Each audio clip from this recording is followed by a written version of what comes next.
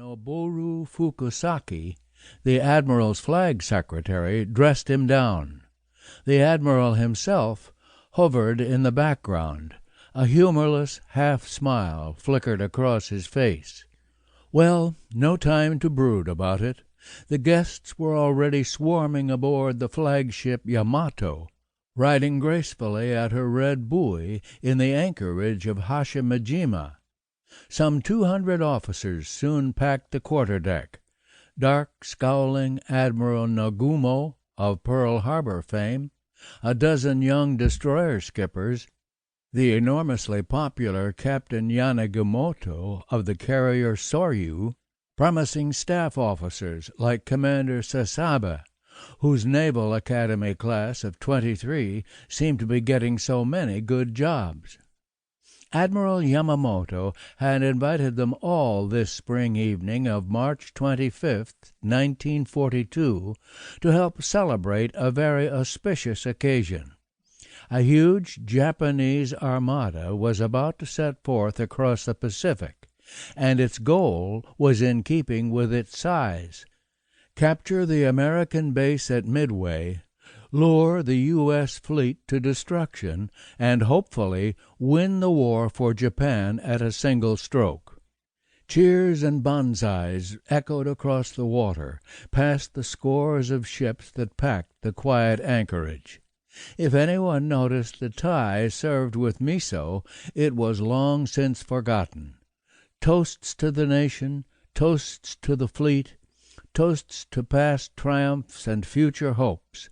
The warm sake stirred visions of limitless glory, and even the flowered cups seemed auspicious. They had been presented to Admiral Yamamoto by the Emperor himself. Victory was in the air, not just at Hashimajima, but throughout Japan. For 6 months she had enjoyed an unbroken string of triumphs beyond the wildest imagination. Pearl Harbor, the Repulse, and the Prince of Wales, Hong Kong, Manila, Singapore, Bataan.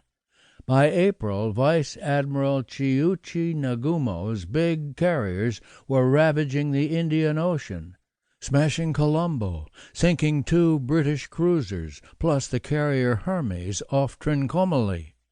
Then Coral Sea and still more glory. Later, men would call it a strategic defeat. It permanently blunted the Japanese thrust toward Australia. But who could see that now? A generously inflated communique ticked off a satisfying toll of smashed U.S. carriers, battleships, and cruisers. Heady stuff, making it easy to believe still more. The village radios crackled with bulletins of a demoralized America. Newspapers described U.S. cities ghost-like under a new blackout law. Reports told how unwilling American women are dragged from their homes into munitions factories. Years later, any American would recognize that this referred to the robust Rosie the Riveter. Best of all, the press described how the American people were beginning to waver. One article told how Cordell Hull was desperately trying to rally a war-weary people, but it is like trying to drive an unwilling horse into a bullfight arena.